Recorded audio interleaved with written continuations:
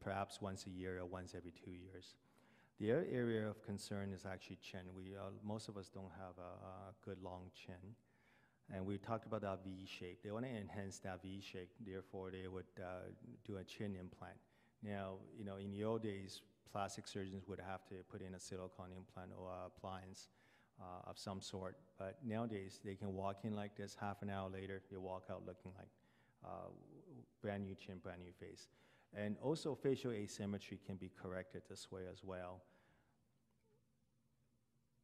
Instant, same day, use up. So if you look at her facial shape now, instead of a brown face, now she has that egg or the oval look. Same thing from a profile point of view. And this slide is actually interesting because I have patients ask me, is that real, is that Photoshop? And the easiest thing I do is I grab one of my staff because this is actually one of my staff. And I say, have a look at her if you think that looks natural, that looks better or not. We don't restrict our injections to younger folks. There are older women who could benefit from this. If you look at the jawline and as well as the segmental area, the double chin, it actually improves with a chin implant.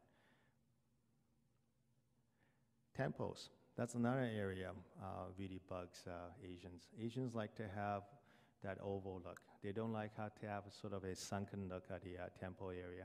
It can make you look older. So even a younger lady would come in with a sunken temporal fossa. We can actually fill it up quite easily. Again, if it's done correctly, it's very safe. They walk in and walk out. Foreheads, another area of concern. So basically, it's very simple. There's a hole, you fill it. Combination of toxins and fillers, you can actually change somebody's facial shape. This gentleman came in because he thought his cheeks were too round. He's actually a bouncer in downtown Vancouver. He wanted to look a little bit less cubed. He said, I cannot look cubed. So basically what we did for him was we reduced his sides of his masseter muscle. We actually took out some of his nasal labial lines, the laugh lines there. And also we filled up some of his forehead as well, and we reduced a little bit of his glabellar front. We can't make him look too friendly, but at least we can make him look a little bit younger and better. Now, that was what we call emergent use. Really? I don't even know what to call this next. We can actually do calf reductions now. Asians are born with shorter legs, and they have that thickened calf. The muscular shape is very different in Asian. We tend to be thick almost all the way down to the ankles. So basically what we can do now is reduce this bulk or the size of the calf muscles. And believe it or not, one of the top reasons they're doing this is because they want to buy boots. It's easier to buy boots this way, believe it or not. Because sometimes with a thicker calf muscle, you cannot, apparently, I don't know about this before, but I guess I know now. I never bought boots like that for myself, so I would not know. But calf reduction is a big thing now with the younger Asian patients, especially from China. And the reason for that is they're very aggressive when it comes to cosmetic or aesthetic care. And the number two reason is they have the money.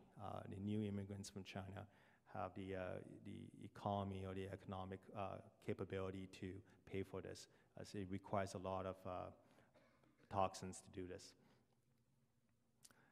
And if you run out of stuff to do, you can actually make your neck look longer by injecting the trapezius muscle. And it also helps relax the muscle a little bit. So some patients with what I call a technology neck, people using their iPads and their phones all the time. Some of them do have some increase in size in the trapezius muscle and some tenderness there and tightness. The toxin does help relax it in a therapeutic way, but at the same time, it will also give you the cosmetic effect of having a longer neck. Breast enhancement.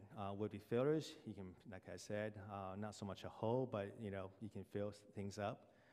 Right now, it's still very off indication. Reason for that is there's some issues with women doing your mammograms and your ultrasounds post-injection. You have to tell the radiologist ahead of time. Don't give them a shock, because they will never see so many cysts in their life. Because hyaluronic acid shows up as like a cyst. It's more like the nature of it on mammogram and ultrasound is water. So if you ever have a patient come back with a breast with multiple cysts in there, do ask them that question. Have you had hyaluronic acid put in or fillers put in your breast? I need to talk about feng shui. Everybody knows about feng shui. Everybody talks about feng shui. You do not use feng shui on your face for an Asian patient. It'd be insulting. And the reason is it's more about buildings, directions, and furniture. What they talk about is fortune telling. A lot of Asians are still very sort of superstitious. So certain type of, for example, a concave forehead is not great. Concave temple means that your husband has a tough time in business. Why? I guess your husband can't make enough to earn enough to feed you, so that you don't look that fat or whatever. And then some mental fat, believe it or not, according to fortune telling, is good. I'm not quite sure how many of my women patients like to have a double chin, but make sure they do come in with some concerns with fortune telling. This is a patient who's had fillers done. She basically had a nose job, a chin job, and of course the cheeks. I thought I made her look better. Hopefully you agree. Only problem is she would not me touch that mole, because apparently she was told by the fortune teller, this is good for you. I can't believe how superstitions can change the rest of your life. I mean, she's going to keep that for the rest of her life. So anyway, whatever it takes, whatever makes people happy. Now, if that's not even crazy enough, by the way, I'm not good at typing, but that says, it's supposed to say stuff, not what you think it is. Manga, Asian, Japanese comics or cartooning. I don't know if any of you have kids or exposed to this. That's Sailor Moon. Look at the face in all these cartoons. Sharp, pointy chin, humongous eyes. So, and pupils are just humongous. That's a real person, online model. So some Asians are going to Korea, in China, they're doing the procedures to make themselves look like manga characters. And you thought, oh, that's only online. That's a real patient of mine. I didn't do any of her work. I tried to undo most of her work if she would let me. But basically, she's had procedures done. Now, what's interesting is, the nose is it's typical, doesn't look great. But what's more interesting is the last one I just put up with a star. It's not because she stays up all night and she's got edema or eye bags like that. Those were put in artificially, and they're actually called sleeping worm in Korea. Korean doctors specialize in that. Now, what's interesting about Korea is that it's a very popular destination for plastic surgery, because the doctors there will do anything you ask for. In fact, in one major block in Seoul, there are over 350 plastic surgical clinics in one block, and they stack them up. It's not like one on each floor. Sometimes it's 3 or 4 different doctors on one floor of the building. The problem with the sleeping worm is that if they use a material that's non-dissolvable, non-absorbable, good luck. The only way you can get that out is surgical removal. And again, overdoing things do not make you look great. In fact, I call this the alien look. Big round head, big eyes, and very pointy chin. And I tell patients, don't get too desperate. Makeup alone. I show them examples. It's amazing what a good makeup artist can do for you. These girls are so good at it, they actually do this every day and then make themselves up. Now, obviously, the left side is natural, and the right side is with makeup. It's incredible what you can do with just makeup alone. And if you don't believe me, look at this one. Same thing. Again, amazing. With these color contacts, with the proper, appropriate makeup, they can change themselves. Now, I just want to talk quickly about ideal proportion. I had to put underwear on him because I didn't want to be, I was told it's a GP-rated event.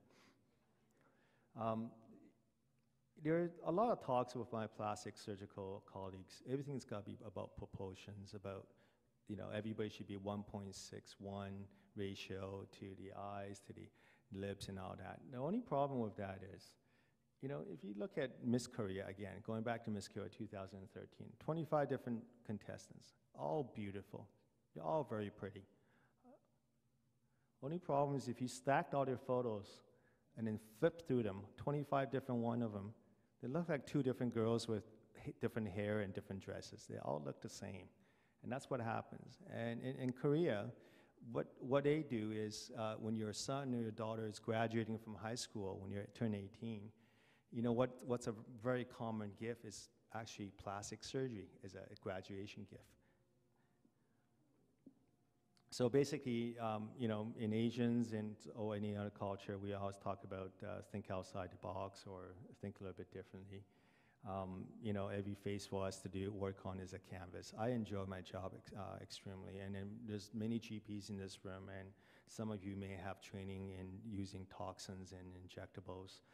It's something that to keep your life a little bit more interesting and let you have a different pace, except I think I went way overboard, and now I'm full-time in aesthetics for the last 15, 20 years now. So, but I just want to remind people about artwork. It's very unique to everybody, and the reason I'm not an art snob, the only reason I got into looking at artwork, and I'm really into artwork now, is because I was in Europe. This was about 15, 20 years ago, and I could not believe I'm actually standing in front of a little picture that's worth $200 million. So, that being said, the same canvas and same paints, the same material, you can come up with two different beautiful works. And that's the end of my slide. So if you have any questions, please let me know. Thank you. No questions? Oh, there's one. Yeah. For the bleaching compound prescription you mentioned, is there a base that you usually recommend, like Cetaphil or something like? The most common base they would use would be like Retin-A or Stevia A if it's a little bit cheaper. And it already has the cream in it, so the most pharmacists would not dilute it or cut it or use a base with that. But some pharmacists would go pure form, and they would actually just use a retinoic powder, acid powder, and then mix it into something like Glaxo base. Is actually quite good for that. But don't use something that's too watery or a lotion, because it has a tendency to separate. So you need a cream base rather than a lotion base. Another question coming up. And what's your concentration of each component of it? Is like one part of each? No, I actually put on my slide. But basically, if you want to write it down quickly, I start with 0.01 retinoic acid on the low side, and you can go as high as 0.1. And then you can vary that according to the patient's response. And you can see some difference within 2 or 3 weeks, believe it or not, in some patients. But you should tell them, wait a month, come back, tell me, and we'll adjust it. So any steroid component, you can vary it based on your sort of sensitivity as well. And hydroquinone, anywhere from 2% up to even 10% in some cases. But the most common one is about 4 to 6%. So. Can we make that slide available if people want to? Is that doable? I can flip back if they put it on the last talk. Yeah. Okay. So why don't we flip to the slide so people can look at it while we're at it? Yeah, no, they took my PowerPoint off already. Okay. Oh, okay. I'm a family physician from Mississauga. I was just wondering about your comment, or would you comment on legal issues with GPs doing cosmetic work? Okay, I'm actually pretty comfortable answering your question. I actually work for the college in BC, and my job is to essentially do audits. We'll call it quality assurance, but it's totally legal. It's legal for any physician with a medical license to inject a prescription drug, a botulinum toxin. Fillers is pretty all wide open. Even in BC, we go as far as letting dentists. We have dentists in BC who do botulinum toxin injections as well. It's perfectly legal. I just want to put a plug in for the people who are interested. If you're going to get into this, do not take a one-weekend course. Do not take a one-day course and think you know what you're doing. Take your time. Take the one-day course as an introductory course, and then contact the companies and say, look, you know what, I want to upgrade myself. I want to do better. Who else can I learn from? What other courses can I take? The biggest problem I have is in BC right now, in Vancouver, Greater Vancouver area, we have almost 400 injectors. 400 injectors. We have more Botox clinics or injectors than Starbucks or 7-Elevens. So that's a major issue for me as a college person to regulate that. So like I said, you know, take your courses. It took me 3 years learning how to do Botox before I charged my first patient. You will not imagine how ugly my family look and my families and friends. I tell you, you got to mess up before you learn properly. So that's how I said. Prepare your family for this if you're interested. I'm curious, how much toxin does it take to reshape a calf? And like over how many sessions? Usually, with atrophy of a muscle, it depends on the bulk of the muscle. But the calf muscle is the one you saw. That was 150 units of botulinum toxin on each side. So that's 300 is a typical. One session. All those pictures I've shown you, every single picture you saw was one treatment. Even the masseter, the major change, I call her the passport changer. And the only reason is I got a call from Canadian immigration when she's trying to come back into Canada. And they said, doesn't look like her. She's claiming that you did this for her without surgery. And I said, yeah, I can send you over the pictures. We have all the files. But basically, to your question, yeah, you know, it takes a lot of units and a lot of money to do that. So. No, I don't think I am. But sad to say, there's a famous dermatologist who just passed away from Florida, and they teased him about, you know, they was sarcastic about him. But anyway. So that wasn't a happy ending for him, so, yeah. I have a few questions. One is hyperpigmentation. For the bleaching compound, on average, how long before it will work? And when can we tell the patient it's enough application, you should stop? Is it really promising? What is the average time we should wait? Well, Continue using? yeah, I mean, trying to make your life easier, you know, if you can start telling them, use it for a month or two before you come back and see me. But very common people would come back and tell me it's working by about 2 or 3 weeks. And part of it may not be the hydroquinone that's kicking in, it's actually the steroid.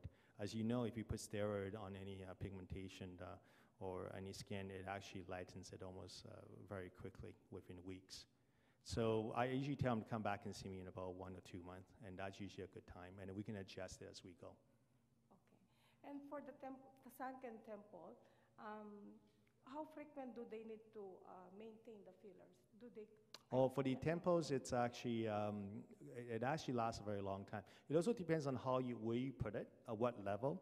So some doctors will put it in a sub-Q, and some doctors will put it in the muscle, and some doctors will go right, hopefully under the muscle, but actually it will last approximately 2 to 3 years easy in most patients. Okay. Yeah. For the neck, like for the fillers and make them longer. Yep. Right. And you mentioned it affects the trapezius, something like that. Does it affect the function of back muscles? In some way, because it relaxes the trapezius? It can. So you got to be very careful, but we find in most cases people don't complain about it leading to other problems. And the reason is there's lots of experience from rehab specialists or neurologists who are shooting musculature that's actually highly tense. It actually works quite well, but you can adjust. The beauty about the toxins is that you can adjust the dosage as you go. It's something that you can play around with. Okay, last one. Okay, last one. What are the treatments for macular amyloid? Sorry? Macular amyloid? Macular It's hemorrhoid. amyloid. Hemorrhoid. That's something I usually, being a GP, this is the beautiful thing about it. Being a GP, I send them off to the specialist. It's a headache they can handle. Yeah. It's a very tough issue, and it's quite common in South Asians and as well. I usually just send them off because I'm not that smart. Sometimes I may not get a diagnosis correctly, and sometimes they actually need a biopsy anyway. So I might as well ship them off already. Thank you. Good. Thank you.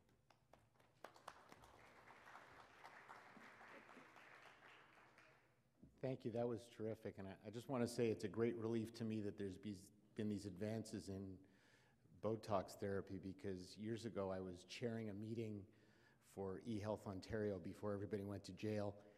And one of my colleagues, who's a very, very dear friend and was injecting Botox in other patients, and we were meeting with the client after, and one of these very earnest young women came up to her and said, "You know, doctor, I was trying to read everybody's, not just listen to what they were saying, but try and read their facial expressions and try and get a sense of what they're really talking about." And my dear friend looked her right in the eye. I won't use the actual word, but she said, "Honey, I got so much effing Botox in my forehead, I couldn't move my eyebrows if I wanted to." So hopefully she won't look that way anymore now. Our next speaker is Dr. Leon Kurchik. And Dr. Kurchik is a board-certified dermatologist who graduated with AOA honors, congratulations, from SUNY at Brooklyn. And he currently teaches as an associate clinical professor of dermatology at Indiana University Medical Center in Indianapolis, Indiana, as well as at the Icahn School of Medicine at Mount Sinai Medical Center in New York City. Dr. Kurchik is also the medical director of Derm Research PLLC and Physician Skincare PLLC in Louisville, Kentucky. PLLC, I guess, is an American version of... Right, so it's a corporation, great. In Louisville, Kentucky. So he's probably seen a lot of basketball this year between Indiana and Louisville. And he's been the principal investigator of numerous clinical trials for psoriasis, acne, rosacea, atopic dermatitis, skin cancers, and actinic keratosis, just to name a few. And he's now going to share with us his thoughts on steroidal therapy in skin of color. Dr. Kurchik, thank you. Thank you. Good afternoon, everybody, and thank you for inviting me to the very first Skin Spectrum Summit. It's really an honor to be here, and I think this is a big unmet need. As you heard from Dr. Greenberg earlier today, it is so difficult and it is so different, actually, to diagnose even an erythema on darker skin compared to the lighter color skin. So this type of meetings are so helpful, so beneficial, and it creates the awareness. So this is my conflict of interest statement. I do a lot of clinical studies, therefore I do receive funding from several different pharmaceutical companies, and including Valiant, which is actually a sponsor of this program. However, all kind of bias has been mitigated, I like that word as Dr. Vender said, by the CME process. So for the next 20 minutes, I'm gonna be discussing topical steroids and touch upon a little bit its use on darker skin, on patients with skin of color. I actually, as you heard, I was lucky enough to go to medical school in downstate in Brooklyn, New York, where we were exposed to such a huge diverse population, and then where I practice now in Louisville, Kentucky, almost more than 30% of my patient population is African American. So the nuances, the differences, treating darker skin and challenges treating darker skin, and how the topical steroids actually apply to that will be discussed. So, but before I do that, I wanted to discuss a little bit how the topical steroids came to the market, because we take them for granted, even though they've been around only for 50, 60 years, and we use them quite a bit in our practices every day, actually. It's probably one of the most commonly prescribed topical prescriptions. But we don't remember how they started. So I just wanted to give you a flavor of that when it started. So back in 1940s in Mayo Clinic, there were two scientists, Edward Kendall and Philip Hench, and they actually discovered a molecule called molecule or compound E, which was the cortisone. They gave it to rheumatoid arthritis patients, and those RA patients, they did wonderfully.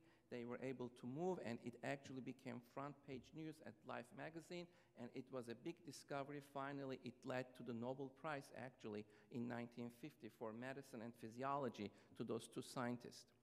But then The topical application came later on in the 1950s. Again, the very first article was Dr. Sulzberger, which is an innovator who was an innovator at NYU in dermatology, and that was published at JID.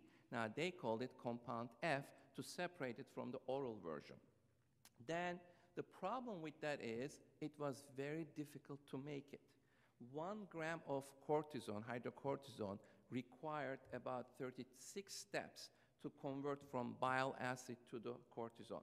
And it required 40 slaughtered cattle. So the cost was unbelievable. 1 gram of 1% hydrocortisone cost $200. So 60 gram tube was $12,000. So people complain about the cost of medications today.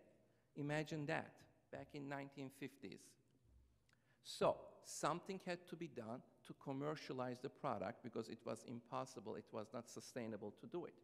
So this is basically the molecule, and everybody started to look for something, and they found out that if you replace the C-ring with oxygen, then that will cut 17 steps in the conversion of the bile acid to the hydrocortisone, right?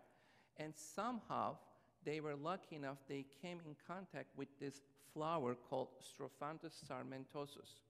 That had that particular molecule. The problem was that that was only in Africa and Senegal, the flower seeds.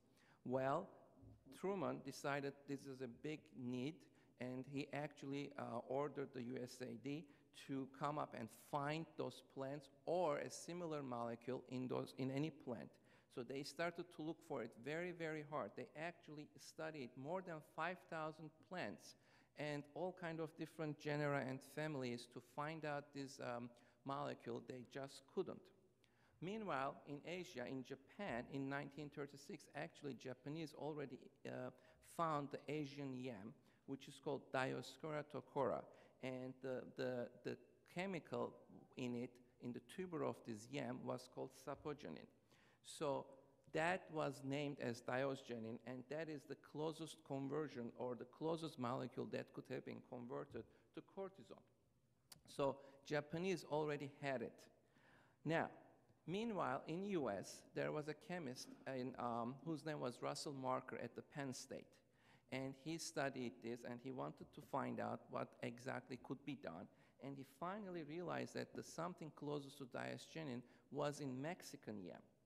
By the way, Mexican yam has nothing to do with the sweet potatoes that we eat at Thanksgiving. And in the tuber of the Mexican yam, there was a molecule called diosgenin, the same one that they had in Japan.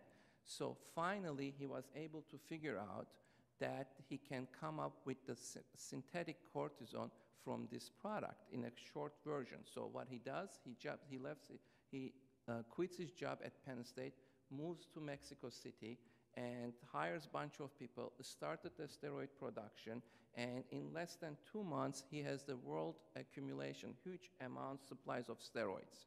And he started this company known as Syntax, which I remember 20 years ago when I was a resident, we still had Syntax stuff. So basically, he made the triamcinolone and fluocinolone. That company was around recently. And then they also did the hormones, the oral contraceptives. That's how it started.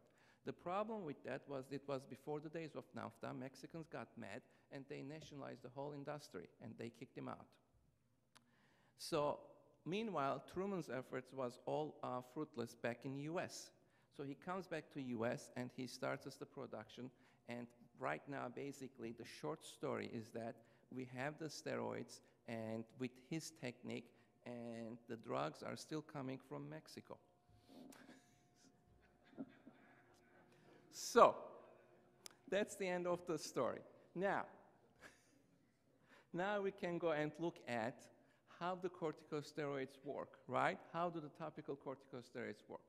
Well, in order for them to work, first they have to go through the stratum corneum. Stratum corneum is a formidable, impassable barrier. It's just not enough that the patient puts the cream on the skin. It has to penetrate.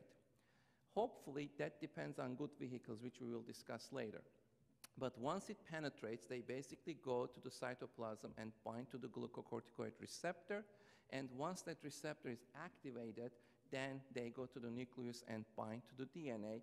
and affects the gene expression and exerts its anti-inflammatory effect by mostly inhibiting one of the inflammatory pathways by NF-kappa beta, which inhibits the release of the pro-inflammatory cytokines. So that's how they work.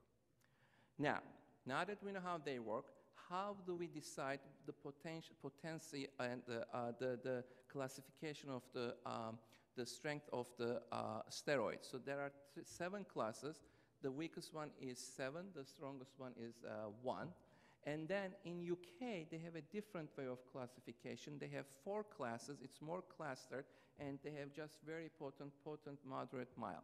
So that's the potency classification that most of us are familiar with. The part that we're not familiar with is the allergenicity class of the topical corticosteroids.